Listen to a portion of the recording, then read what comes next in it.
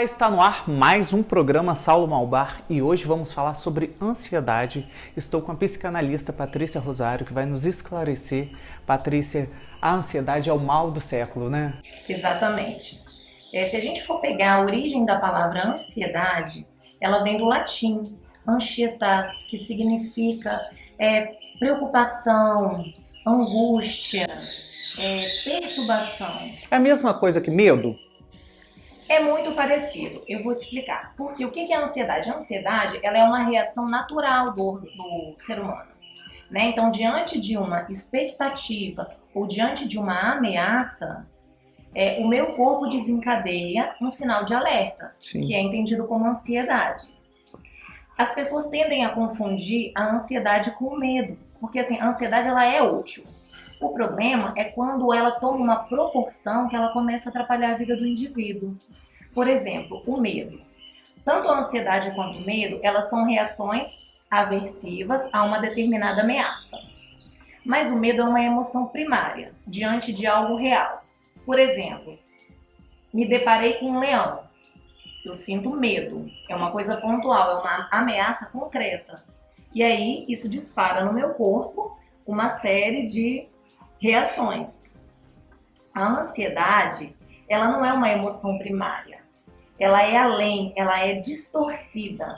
Porque aí, não é o medo do leão, eu posso sair e encontrar leões. Então, a ansiedade ela é um estado mental, ou seja, do que pode acontecer ou não. E aí a gente começa a entrar nessa esfera e fica sempre com esse sinal de alerta ligado o tempo todo. Que é altamente prejudicial. Que é altamente prejudicial. E como a gente consegue identificar a ansiedade? A ansiedade tem alguns sintomas físicos e psicológicos. No corpo, a gente percebe palpitação, dor no peito, falta de ar. A gente começa a ficar com a respiração muito ofegante. Algumas pessoas apresentam diarreia, dor de barriga, tensão muscular, boca seca, tremores nas mãos e nos pés. A mão começa a ficar muito fria. Então, é claro que existe um conjunto, né, de fatores, mas esses são alguns sinais da ansiedade no plano físico. Sim. E no plano psicológico, a gente começa a ter preocupação excessiva. Então, eu tenho um problema ou um desafio a cumprir e eu vou enxergá-lo com uma lente de aumento, ele muito maior do que de fato é. Então, isso me gera uma preocupação constante e aí eu estou sempre preocupado com tudo e não consigo identificar o porquê. O ansioso, muitas vezes, ele não consegue identificar o porquê da preocupação. Por que da crise de ansiedade?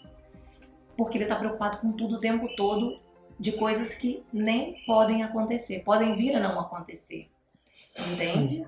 Isso aí ele pode virar até uma crise de pânico com a ansiedade? Sim. A ansiedade, se ela não for tratada, ela pode, né? A gente não vai afirmar que vai, claro, mas ela pode, dependendo dos casos, evoluir sim para um transtorno obsessivo-compulsivo, para uma crise de pânico, para uma depressão, para fobias. O que é a fobia? É o medo exagerado de algo, né? A fobia de barata é um medo exagerado, desproporcional com relação a algo. Então, ela tem que ser tratada. O Brasil é o país mais ansioso do mundo, sabia? Nós temos uma média de 3 vezes maior que a população mundial em ansiedade. Então, assim, a gente precisa realmente cuidar, identificar e cuidar dessa ansiedade.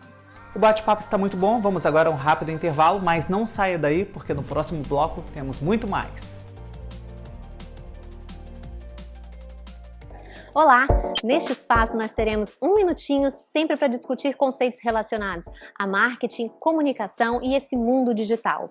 Para começar, vamos falar de marketing de conteúdo. É algo que as empresas estão adotando cada vez mais nos dias de hoje. O O que é isso? Marketing de conteúdo é uma estratégia muito valiosa que está sendo utilizada pelas empresas atualmente para se engajar cada vez mais com o seu público, levando para eles conteúdo valioso e fazendo com que eles estreitem o relacionamento com a empresa, de modo assim, como consequência disso, gerar novos negócios e tornar a marca mais valiosa e mais relevante para o seu cliente final. Para produzir um conteúdo de qualidade, você precisa conhecer o seu público, tentar pensar como ele, que tipo de informação ele gostaria de receber.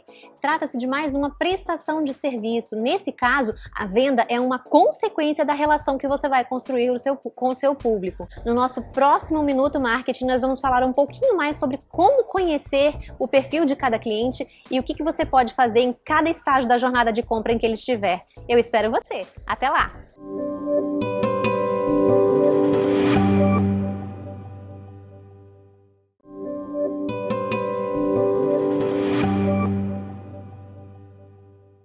Estamos de volta e hoje converso com Patrícia Rosário sobre a ansiedade, esse mal do século. Confira. Você que atende aí tantas pessoas como psicanalista, qual é esse mal-estar dessa pessoa ansiosa? Lembrando que, destacando que a ansiedade é importante para você criar, para você impulsionar a vida. Mas qual o mal-estar aí que você encontra nos seus clientes de forma geral?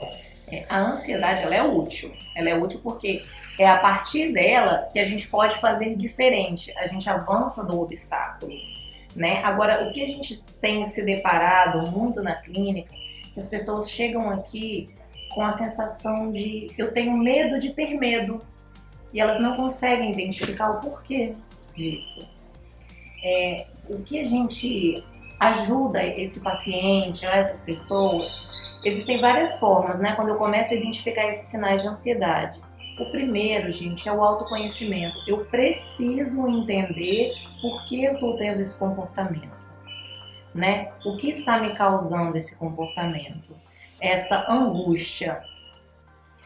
Algumas outras dicas que a gente dá para pessoas ansiosas é que ela controle a respiração. Porque se eu sei, a partir do autoconhecimento, se eu sei que a ansiedade vai me gerar aquela respiração ofegante, o que o meu corpo acelerada, vai entender? Né?